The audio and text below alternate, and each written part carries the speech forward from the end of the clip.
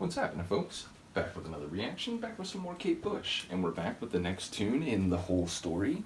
And that is a new vocal, is that what it's called?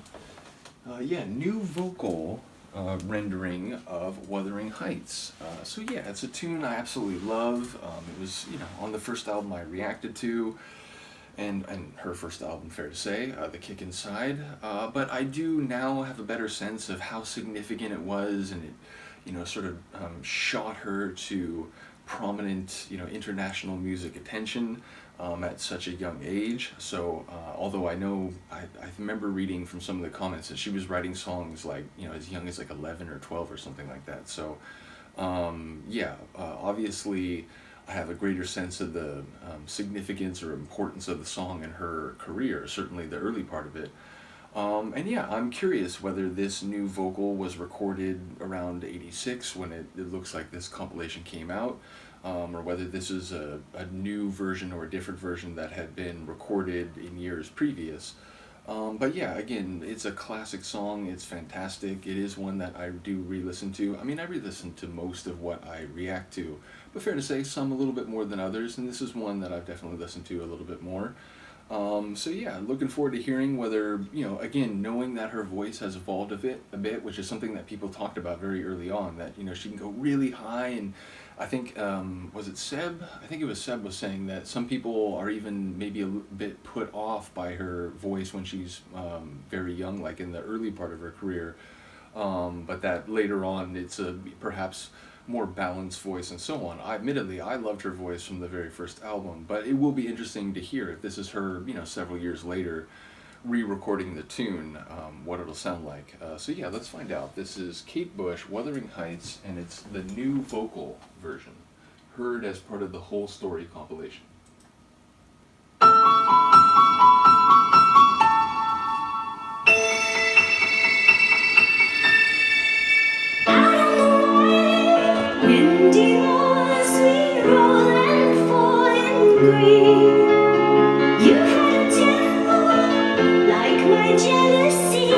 How could you leave me